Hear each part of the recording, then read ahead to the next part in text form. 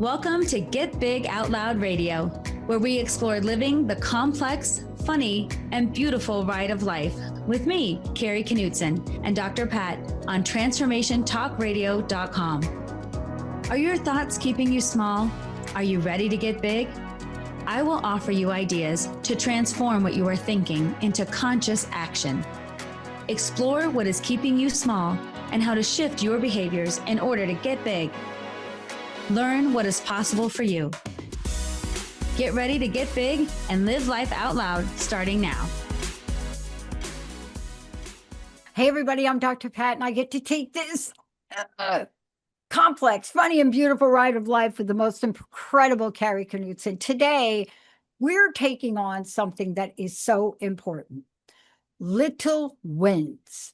Now, I know, like if you're thinking about this, okay, Kari's going to be like, here she goes. If you're thinking about this and you are with me now and I'm on the East Coast, you're thinking, how did the Philadelphia Eagles lose that game? Or if you're on the West Coast, you're cheering for the 49ers. Or if you're a part of the pop culture scene and you watch the Golden Globes, you're asking yourself, I don't even know who that actor was that won. But what if you didn't win, but you were nominated? Is that a little win? Can you hang on to that? How about your life? Today, Kari is going to walk us through what I like to call the chain of events when it comes to winning. Thank you, Charlie Sheen, for the rant you did when you were at your worst in life and you popped out of that door and all you kept saying was winning. Why? Because for you at that moment, based on the condition you were in, based on where you were in your life, walking out that door and waving was a little win. Kari, thank you for this topic because we don't want a little win. We don't even know how to appreciate a little win. We want to go all the way. We want the big thing. We want the finale. We want the award. We want to give it to me, right?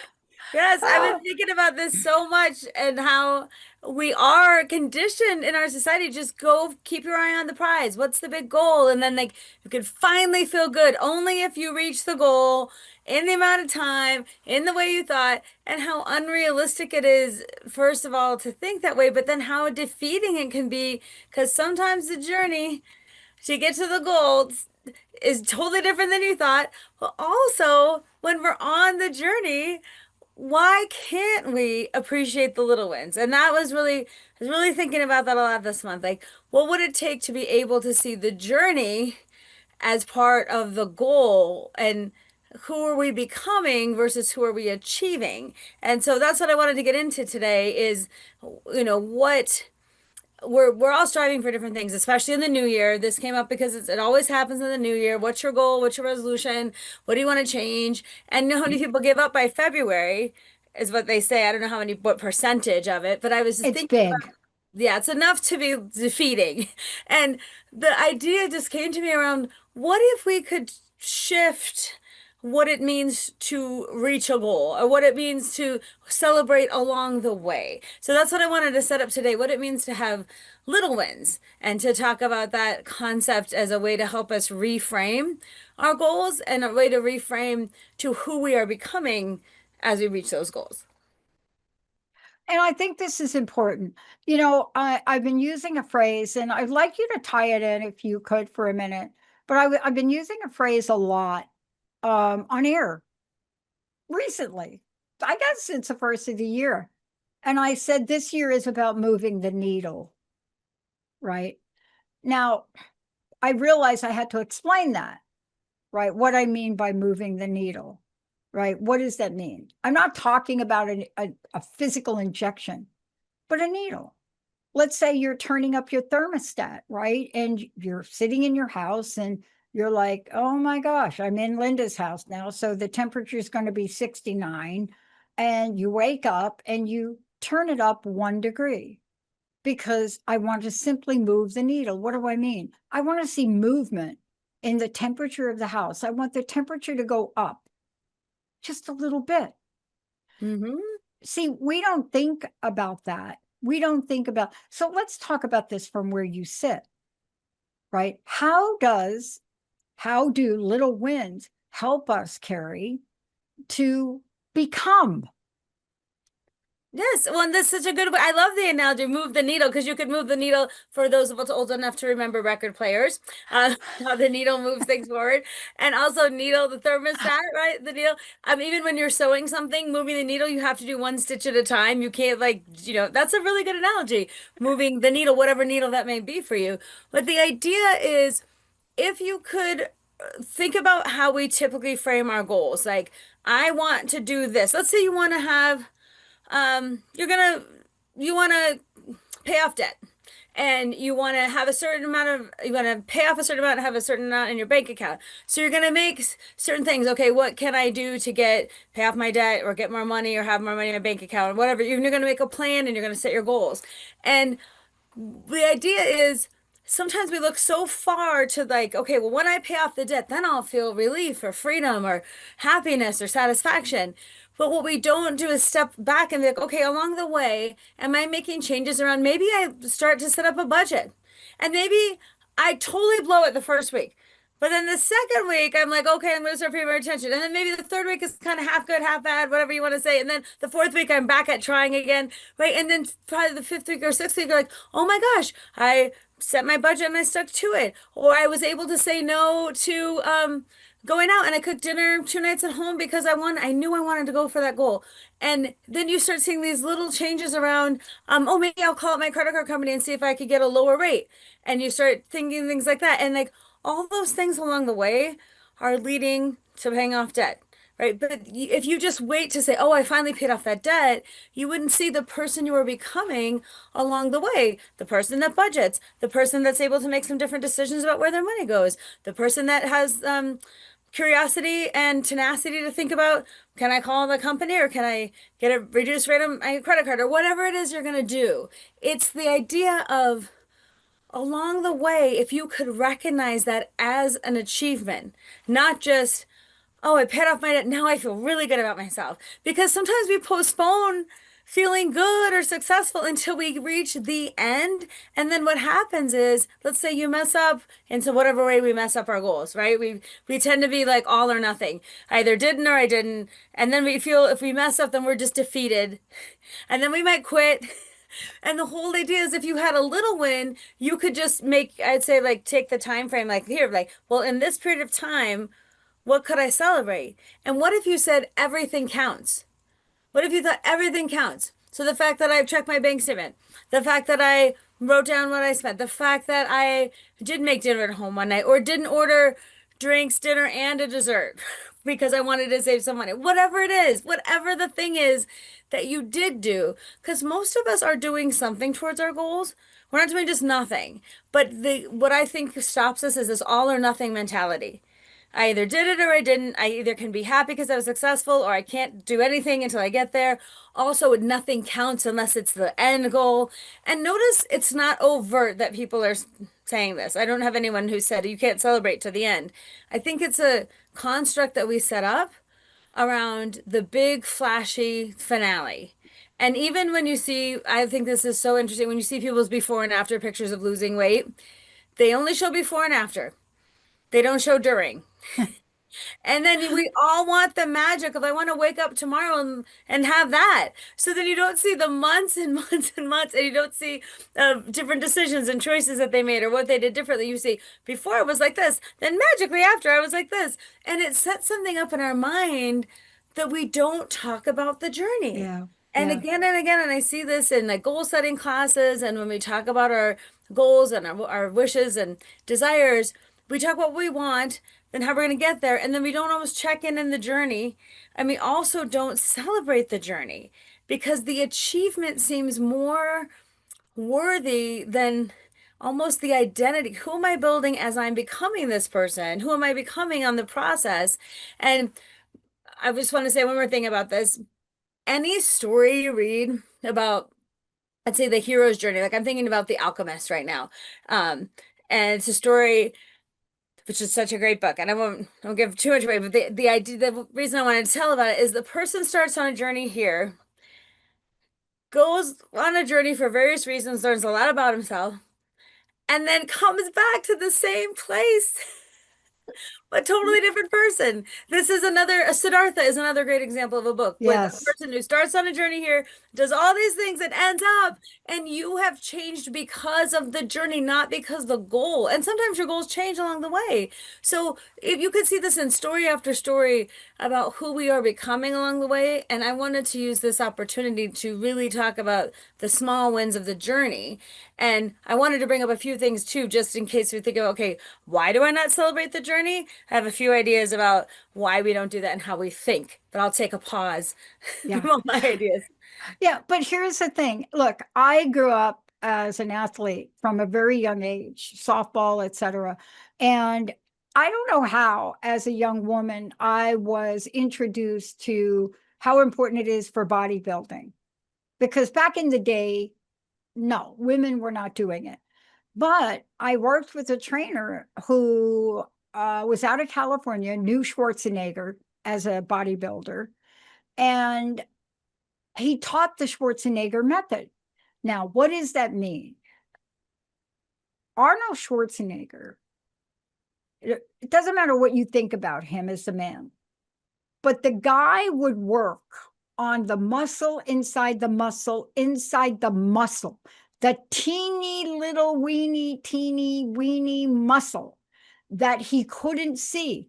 But I have his encyclopedia of exercising and workouts, and he would pinpoint something and he would watch how that grew. Now, some people say he was the most incredible bodybuilder ever, that there was, I mean, everybody's got an opinion. But he got to be where he is. Why? Because of the smallest movements, the smallest adjustments. Same thing in his acting career. Never had to say too much of a word in Terminator. But then by the time he got to act with Jamie Lee Curtis in a comedy, he was a different man. Now, why am I bringing that up? It requires patience, doesn't it? What does it require, Kari? Oh, I love that you What brought it does up. it require? Get what it requires. This is such a good point because the muscle inside, the muscle inside, like concentrating on the thing you can't see, what that actually is doing is helping you think bigger than like what I'm showing. It's what I'm building. And so maybe what you're building is some of the ideas, I think is maybe what I'm building, the muscle between the muscle, the thing I'm trying to show the world versus what I'm building is I can be resilient. Maybe that's what you're building, like in mentally, like I have the capacity to change. Maybe you're building that thinking pattern. Maybe you're building the thinking pattern. I was like, I'm not going to give up. I'm a person. Maybe your identity changes. I'm a person that keeps going even when it gets hard. Yeah. Maybe what the muscle behind the muscle and thinking is, I'm a person that can be consistent, even though I can't see results yet. I know this is doing something good. Right? I know it's better, working out's better than sitting on the couch. I know that much. Right? So maybe the idea is like what it's telling me, the muscle behind the muscle is the thought patterns that are changing as who I think I am. And you cannot see those things. You feel those things and you think those things, but it's hard. I can't just jump to, hey, Dr. Pat, guess what? I'm a person who's practicing being more consistent. Or guess what? I'm a person that's not going to give up. We very rarely we're going to say that to someone else, but you will see those behaviors in me. That's what you will see as a result of starting to change your thinking patterns. And that idea of like, you're saying the muscle behind the muscle is really our internal thinking patterns about who am I because of this process. And when we think about our identity, it really is important because we all have things about ourselves that we say to ourselves, what we believe to be true. And sometimes we have to think, is me is me being on the journey helping me to say to myself, I am becoming a person who doesn't give up. Yeah. I am being a person who can defer gratification and believe in the process of where I'm going, right? So Yeah. these kinds of things are so valuable in our thinking patterns as we start to change from just I'm going towards the goal and if I don't reach it, then that's it. Again, who am I becoming along the way?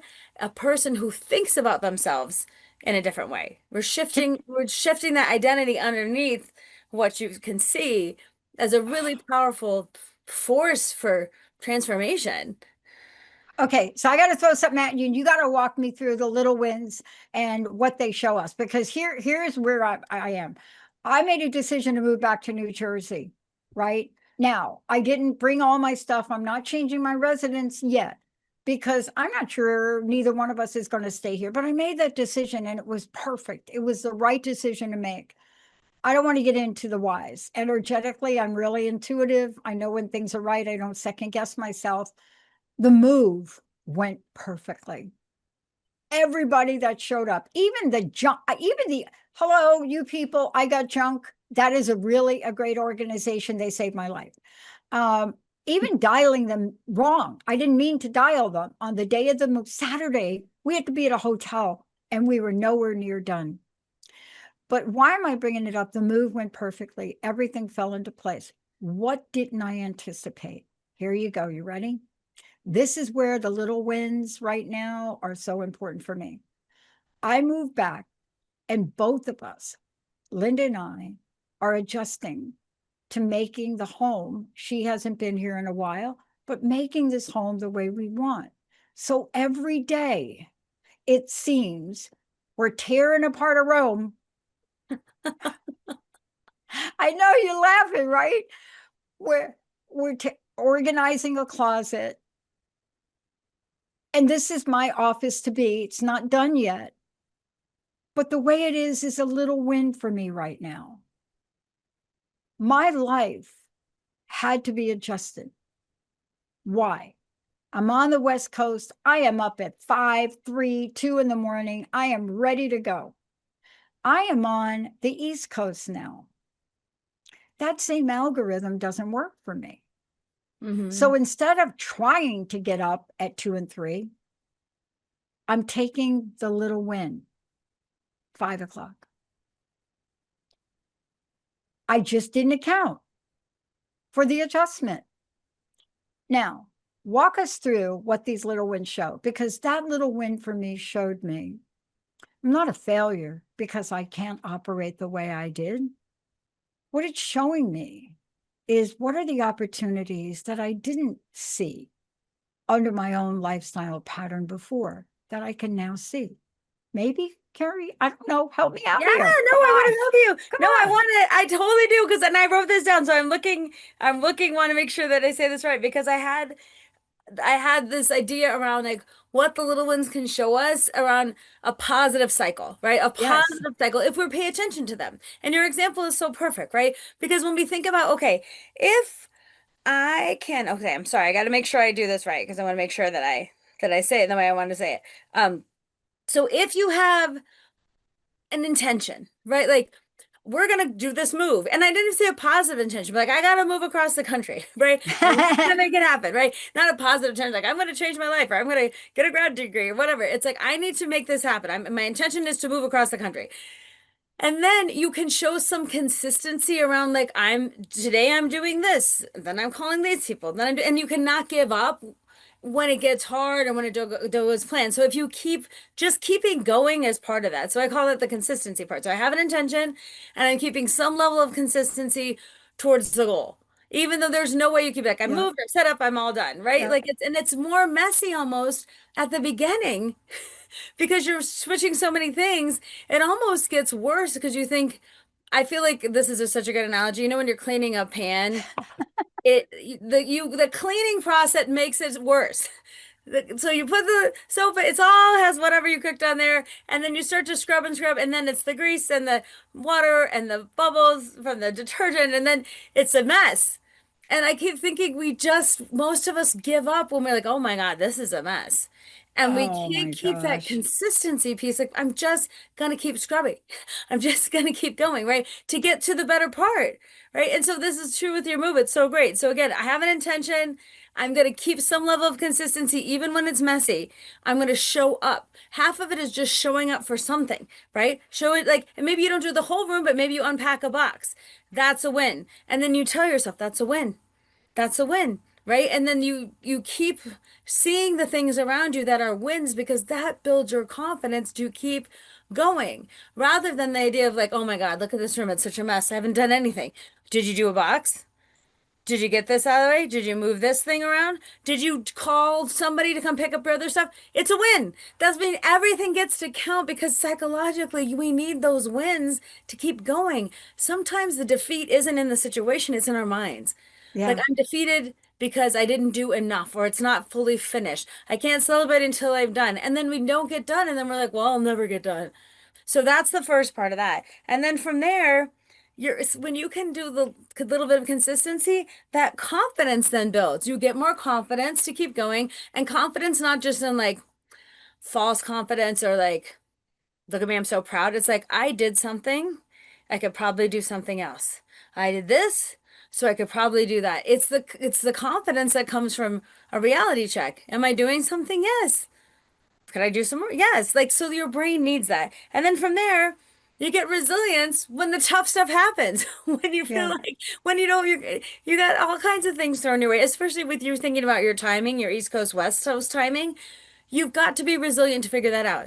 You've got to find something in yourself that finds a way to change your schedule or figure that out so you can continue to make this move successful. So then you tap into the things that make you resilient to get through hard things because you have confidence to try, because you have confidence because you didn't give up yet. So there's the next psychological piece. And then the final piece of this is you start to change your identity because you are now a person who can move across the country and do it successfully. You're now a person who counts that your office is in the process of getting set up. So even if it's not up some completely, your identity is I'm a person who's resilient enough to move across the country, set up my office, make the time change, and make this move work. And you become to that person, your identity starts to shift, Yeah. not related to, oh, I achieved the goal. It's like, look what it took to get me to the goal. Yeah. And then you tap in all those amazing things that got you there. And that's what I think this cycle can build if we start to think about, I'm going to celebrate the small wins and everything counts. Everything counts. I love that because Linda said to me, so I'm on a different time schedule. I'm doing things now I didn't have time to do. So now in the morning, we are 3 hours ahead of most West Coast, whatever, right? So now when I get up early, I'm not rushing. I mean, I was getting up at 2, 3 in the morning and going through hundreds of emails, right? I'm not doing that now. And it's because somehow in my consciousness or somehow in the energy of this, I'm allowing myself to get up and have a cup of coffee and watch something spiritual before I even open up my emails. And I would have never done that. Now, do I consider that a small win? Yes. Now, Linda said to me something interesting today. She said, we need to get to work. And I just looked at her like, why? Because that's what we're supposed to do. Because that's what we're supposed to do. That's what we're supposed to do, right? And so you have to tell yourself, like, can I still? I bet, Dr. Pat, if you think about it, you probably more productive because you took that hour to, Yeah. take care of yourself and do something spiritual, and then get on your day than just fully let's get to work, right? Yep. That little bit of like I call it take a step back to take a step forward, like taking a step back to reframe it and be like, look at me taking this hour for myself. Look at me feeling good about it. I'm feeling guilty. Look at me changing my priorities. Look at me being a person who's motivated to do this so that I can be more prepared to do this. Like, look at you changing. That's what I'm talking about. And here's the eerie part of it. So I listen to the Gayatri mantra. I am very eclectic when it comes to my spiritual practices. I pretty much include everybody, including listen to Rabbi Ted. And so this morning I'm listening to Joyce Meyer. What do you think Joyce's little talk this morning was about? Moving to the East Coast. Don't give not. Don't actually, she did talk about something like that in her original story, right? She was told to another day for that, but it was don't give up. Don't give up. Don't give up. I want to talk to you about this because where do we deny ourselves for sake of perfectionists? And I want to take a short break, and when we come back, I want to talk about this because I think there are some things you must. If you're building an airplane, I'm just saying, you're building an airplane, Perfection is really what you have to achieve. Yeah. You understand? If you're a surgeon, perfection is what you want to achieve. However, it's not perfection alone. You know, as a surgeon, as perfect as your skills are, there's some days you have to pivot. When you're building an airplane and you see something that should perfectly fit and it doesn't, do you cram the thing in there or do you hit the pause button and say, engineers, this ain't gonna fit? Let's take a short break. When we come back, we're going to talk about the beautiful twins of perfectionist and procrastination. Stay tuned. We'll be right back.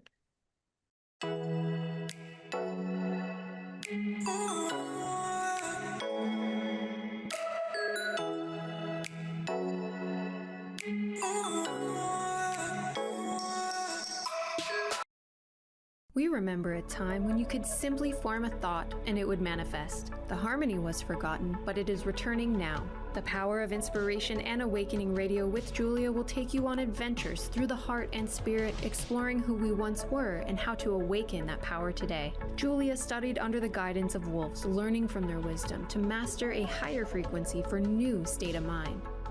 Learn to master the secrets of manifestation. Visit onetrueself.com. Are you ready to get big and live your life out loud?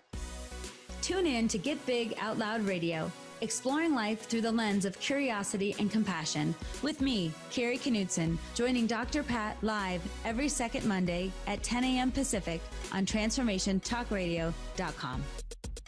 I will offer ideas to transform what you are thinking into conscious action. If you want to get big and live your life out loud, visit me at KnutsonSpeaks.com. Mystery School Ancient Wisdom for Everyday Life is your practical and inspiring gateway to spiritual awakening. Join me, Shakti Durga, and Dr. Pat every first and third Monday at 3 p.m. Pacific Time as we explore relationships, inner plane realities, channel light beings, learn from ancient wisdom, and share tools to navigate life with ease and grace. Are you ready to step into your highest potential? Subscribe to Mystery School. Your transformation starts here. Cut the shit. Stop struggling to feel present. Stop being taken advantage of. Express how you feel and stop making choices based on what other people think. Intuition Unleashed, a revolution in personal liberation podcast, is your go-to resource for combining guidance with mental health and spirituality and solving your questions about why you can't seem to catch a break and find your true happiness. And you can find more episodes at becknelson.com/podcast.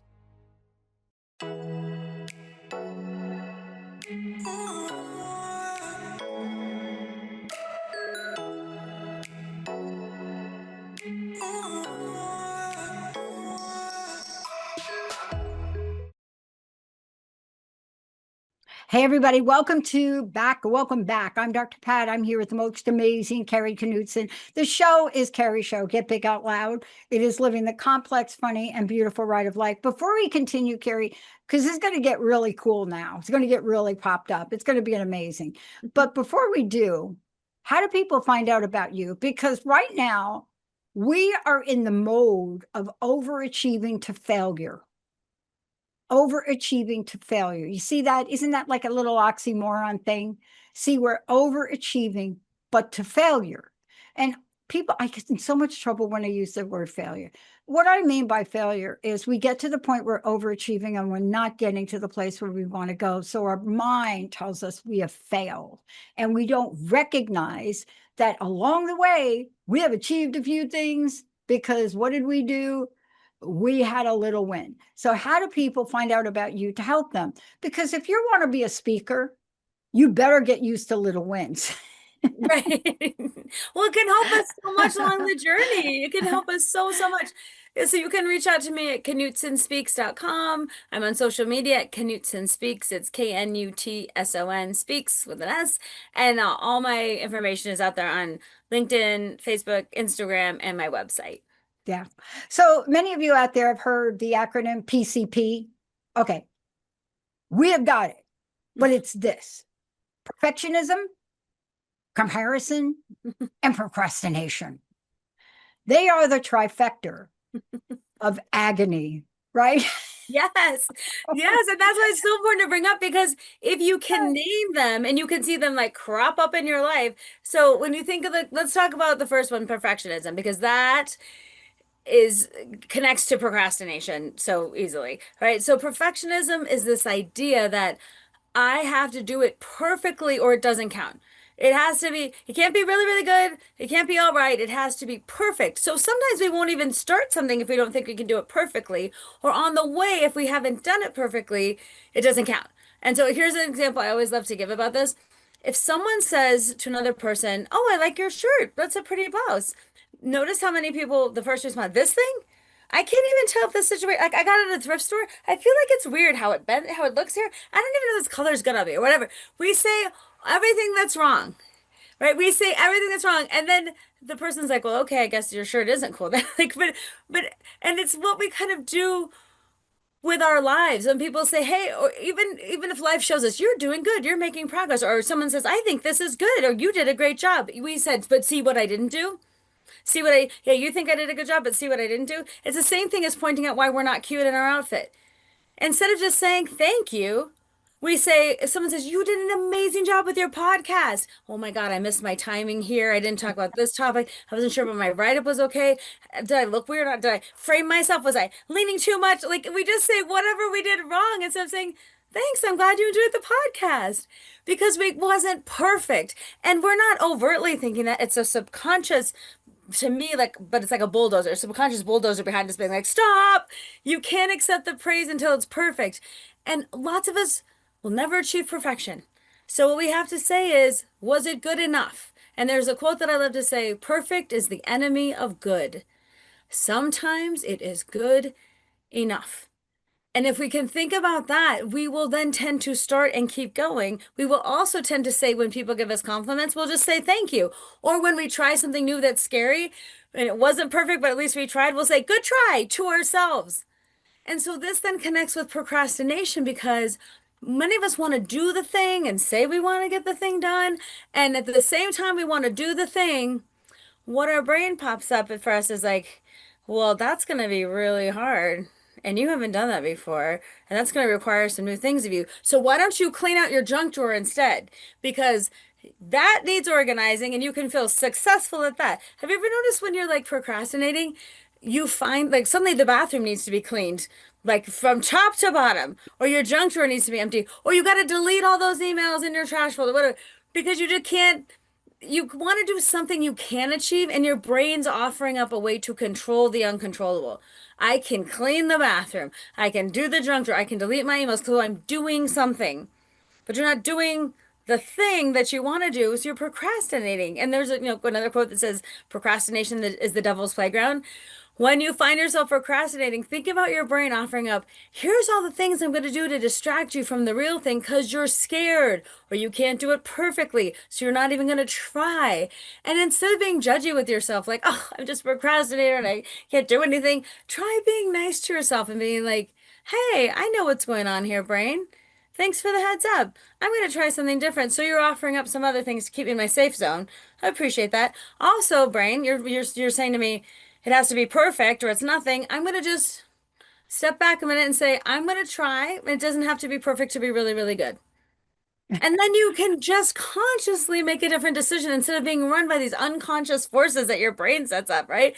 And that is so important, because those two things. So we've got, first of all, we think about being perfect, and then we've got procrastination keeping us from doing the thing. Then, if we can get through those things, the third thing that comes up is comparison. So let's say we want to try something. And let's say I'm looking at you, Dr. Pat. "Oh my gosh, she's hosted a million podcasts. She's so successful. She can move to East Coast, West Coast. She knows about ping pong and sports and the Golden Globes, things I don't know anything about.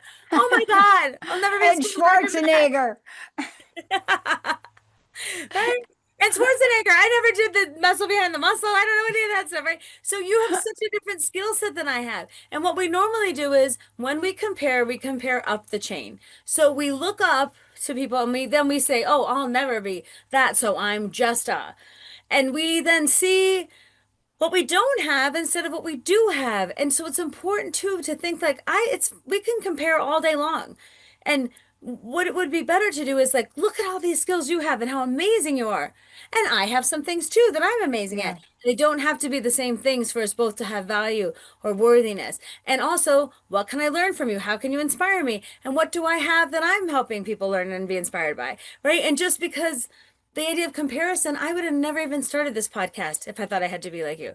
If I thought I had to Oh, like, I mean, I've never even have thought I could do this if I had compared myself, right? And then I would start getting into imposter syndrome and who am I to try and then perfectionism. Do you see that it's called we have different spirals, but this is definitely a thinking spiral around yeah. that just takes us back down to not even trying. Yeah. So notice this when it comes get served up to you. I want people to be able to think about, am I comparing myself to others? And then I lose and then I don't try, right? And then there's the quote, comparison is the thief of joy, but I just say comparison is a thief. It's just a thief of your own experience, where you are in life, what you want to get out of life. So if you're doing the comparison game, you just say comparison is a thief. I'm not playing that game. There's people have that awesome skills and people, and I have some too, but they might not be the same. It's okay. And then you get into that, I'm not going to try unless it's perfect. Then you say, no, no, no. Perfect is the enemy of good. I'm going to try anyway. And then I'm going to notice if I start procrastinating, doing something I can control, I'm going to step out of my comfort zone into things I can't control and just try. And I'm going to let my brain reframe itself in the present moment in my conscious thoughts and my intentions of moving forward in some way. And if you can do that, if you can manage those three big, trifecta of distraction, we'd be so powerful. It'd be so, so powerful to move towards our goals in ways that help us feel confident, not cocky or false confidence. Like I can do everything, but like I'm going to try. I'm going to move forward. I believe that I can. And your identity starts to switch is I'm a person who can try. I'm a person who's willing to do. I'm a person that's consistent. I'm a person that doesn't give up. And do you see how then that changes your Yeah. identity? Yeah. It's a beautiful, it can be turned into a beautiful cycle. Why don't you talk about the cycle, the positive cycle of consistency, because it's got 5 parts that you walk people through. A friend of mine just sent me an early picture. Thank you, Amy. Thank you for sending me the Schwarzenegger picture. Sent me a Schwarzenegger picture for like before. And I'm looking at it now. I can't share my screen, but I'm looking at it now. And I'm thinking, oh, he followed Kari Knutson's positive cycle of consistency, because this picture of this young Schwarzenegger ain't even close. And I thought about this and I thought, what did he have to do? What did he have to do to become who he wanted to become? So walk us through Yeah. the Let me pull it up again so I say yeah, it correctly. consistency, intention, Mhm. confidence, resilience, and identity. Because I think now I'm talking about bodybuilding because, I'm going through the cycle myself and I'm battling my own demons about that. But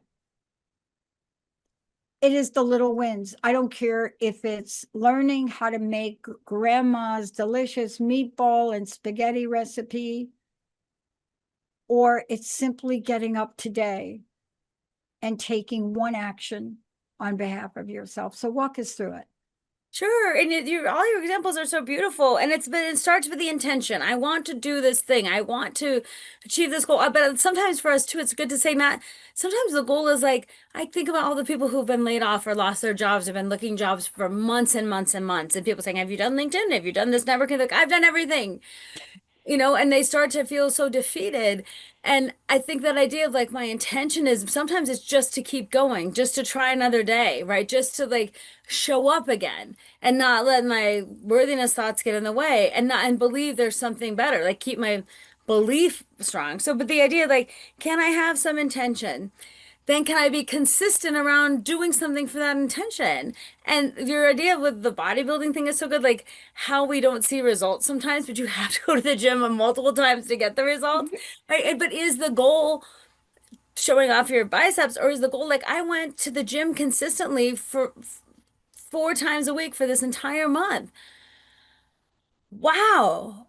That's amazing, right? Like, so when we think about what we're thinking about, what we're celebrating, so that consistency towards the goal, or like, I unpacked a box today and I'll pack another one tomorrow, right? Like, whatever the little thing is that gets you towards the other thing, can I be consistent? Because sometimes we have intentions and we forget, or we can't be consistent. So we like do something really great for a while, then it falls off, right? So the consistency piece, don't ignore that, because we have the intention, and then can we be consistent towards it? And then what I say after that is, if you could be consistent, let yourself feel that confidence that's being built through your consistency.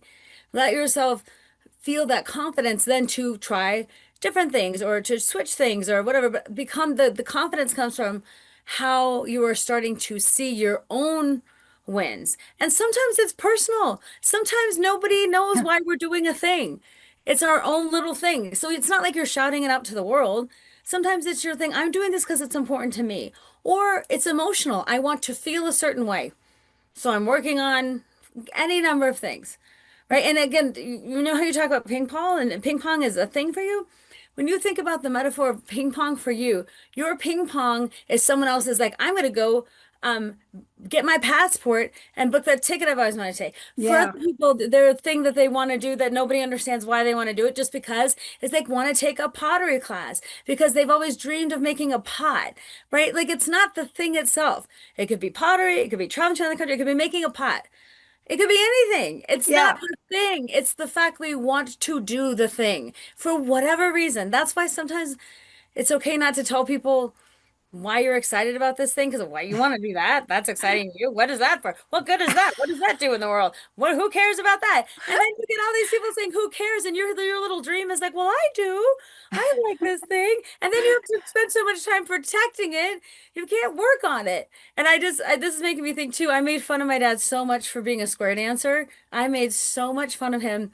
I'm like, Dad, what are you doing in square? Like, what, how hard can it be? Or like, why do you care about, I just remember, and Whoa. I kept thinking about, who cares about square dance? I just was, and I was a kid. I was like, square dance.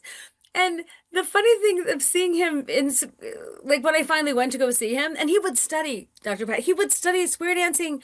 He had notebooks and he went to class to study moves and the calls. And I would just make fun, like, you need help studying for your square dance class, Dad? You need me to quiz you on a do-si-do? You need to, I would just be so irreverent. And he'd be like, nope, I'm all good, honey. Nope. I mean, he would just float above my criticism and everyone else because he didn't care. He did it for the sheer joy. When I saw him out there on the dance floor, the sheer joy of dancing, being with other people, learning a really hard skill. I got a real good lesson in how square dancing was when I went to go see him. It's difficult, right? Learning a hard skill, doing something other people can't do, just for the sheer joy of learning that skill and doing that thing in a way that you feel proud. So I don't care what it is that you're seeking. It's not the thing that is important. It's the journey of how I get there. Yeah. And it might just be important to you. So leave it there so you don't have to defend it, to the rest of the world. And then once you do that, you can build resiliency when people start to like criticize you, or things don't go well, or like you said, you got a ping pong injury, right? Or the thing doesn't go as planned, or whatever the thing happens. We have to have resiliency to keep going, because it's never going to go as planned. Never, never, never in the history of time has someone said, I have a goal and then I just achieved it. No, I haven't met one person, so let me know if you're that person. But I've people like, well, I thought I was going to do this, and I took 2 steps forward, then 1 step back, then this happened, then this didn't happen, but amazingly this happened, then I tried this, and we get where we wanted to go, but it looks so different. And then our identity, that's the last piece of it. We start to become a person who has done this thing. We start to become the person who doesn't give up, the person who thinks of themselves in a different way, right? And that's how you shift your identity. Who am I becoming, not what am I achieving? Yeah. And I think that is where we feel real growth. Oh, no kidding. Look, I want to talk about something real quick. I've been trying to explain to Linda why plants are important to have in my office. So I've stopped trying because I can't. But the show explains it.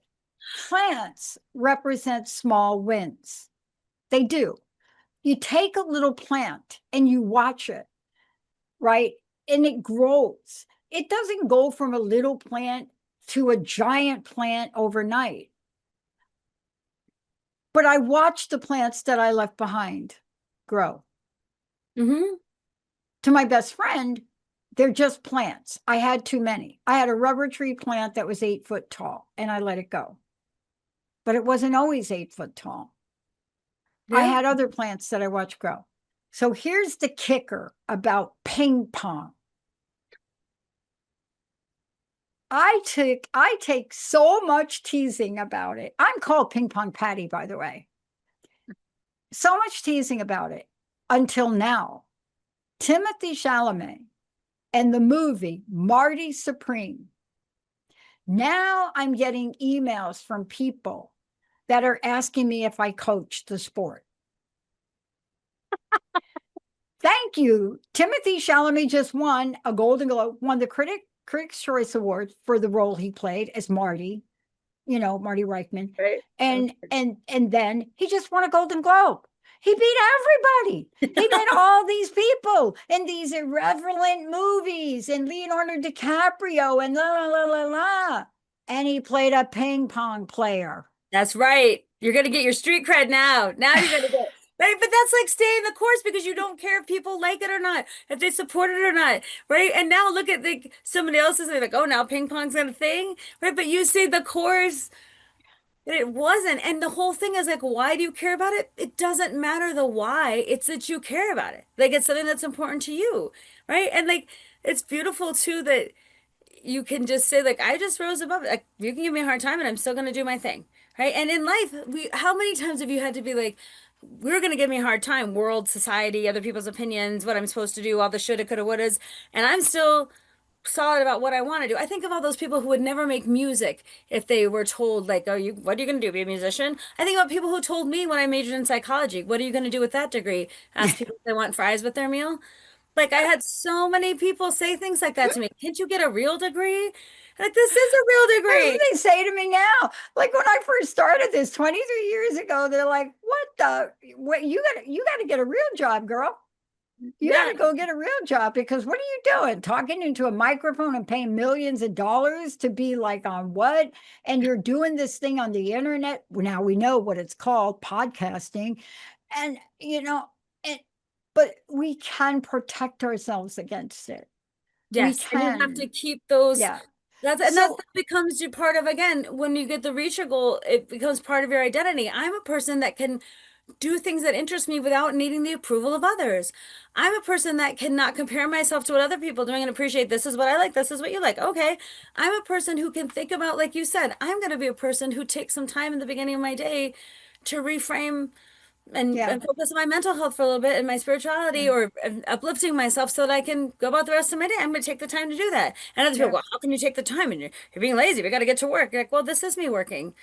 This is me. So like all those opinions. This is me working. So here's what I'm going to leave everybody with. And I want you to share your personal message. I get asked, why do I talk about ping pong so much? Because I've never shared the backstory and I don't have time to do the whole thing. But I grew up learning different. I'm actually on the autism scale of something very unique in that arena. I don't show up as that unless you know me, but I see images instead of words. But the minute that I hit a ping pong paddle, all of the noise, all of the chatter stopped. Right? People that have ADD, ADHD, we now know that ping pong helps dementia and Alzheimer's. So for somebody like me, my draw to the sport is more than just my love of it. My draw to it is it changes my entire inner wiring on any given day. Now, outside of that, we have to learn to move beyond what other people think about us. Thank you for today's show, because it is hard to really recognize and honor the small wins when it seems like society, the world, your parents, everybody is against you. Kari, give out your website and what's your personal message? What do you want to leave us with today? Yes. So again, my website is KnutsonSpeaks.com, and you can see it on the screen, KnutsonSpeaks.com, and Instagram, Facebook, my website, LinkedIn, I'm all there. And what I wanted to leave as my closing message today is this idea around, if you can think about achievement and like, what do I want to achieve is one thing. And we're very much taught to think about it. What do I want to do? What's your goal? What's my SMART goal? What's my plan? What's your plan? What are you going to do? Versus like, who am I becoming? Then you can really appreciate the journey of becoming as you reach your goal. I think it's important that we have goals. Like, what am I striving for? What am I? It's good for your brain to like frame. I want this degree. I want this much money I make. I want to have this experience. I want to be in this kind of relationship. I want to love someone in this kind of way. Whatever it is, the thing that you want. I want to play ping pong with gusto, right? Like whatever it is. The idea is, who am I becoming versus what am I achieving? And flipping the script of like, in my achievements, I can still achieve a lot of things if I recognize along the way that if I use my consistency to keep clear, my intention is here and I'm going to keep consistent on it. And then if I can wrestle with, comparison's going to come up, imposter syndrome is going to come up, procrastination is going to come up, and all the things that are going to like come up and they get in my way. If I can overtly recognize that instead of subconsciously deal with them, if I can think about how these things are coming up, I can be in the driver's seat. I can say with overt thought, not covert thought, right? My overt thoughts are like, I know, oh, I see this coming up for me. I see what just happened. And then the idea too is like, if you can celebrate everything along the way, everything's a win. Everything's a win. The fact that you went to the gym versus that you didn't. The fact that you saved a little bit of money versus spent it. The fact that you practiced your clarinet versus watched another episode of some TV show, right? Whatever the thing is, that's the win. And recognizing that builds confidence for the next thing where you need resilience to be able to achieve the thing. So again, if you think about this pattern and you think, oh, who am I becoming along the way? To me, that's way more exciting than waiting till the end of like you say, graduation day is amazing. It's awesome. And it's one day, but the 4 years you spent to graduate college was a whole experience. Who did you become along the way? And not waiting to celebrate till the end makes it so much better. And it gives you really, to me, not only confidence, but energy to move forward. So you don't give up the first time things get tough. You don't give up the first time your schedule changes, or something's difficult, or things didn't work out as planned, or you get told no, or you blow your budget, or whatever the thing is. It's not the thing, it's how you respond to the thing. And so if you say, I'm going to celebrate everything counts, I'm not going to compare myself to other people. I know why I'm doing it. If it's private, I'm going to protect those things that I care about. And I'm going to think about whom I'm becoming in addition to what am I achieving, and not have one or the other. I love it. Kari Knutson. For those of you out there, last comment on ping pong. Marty Reisman was a character in the sport. And I will say this to you all. The Marty in the film, this film is very loosely based on his life. And so I just want to say that there's a lot of shenanigans that goes on. But after all, it is Hollywood and it is entertainment. And no matter what you might think of this film or something else in your life, you have the right to become the person you are meant to be. Follow Kari Knutson's guidance. And let's make that happen this year. We'll see you next time. Thanks, everybody. Thank you.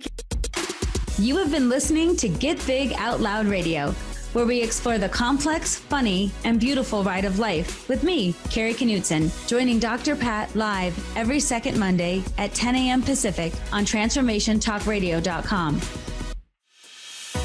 I will help you to know which thoughts are keeping you small in order for you to get big. Get big and live your life out loud. For more information, visit KnutsonSpeaks.com.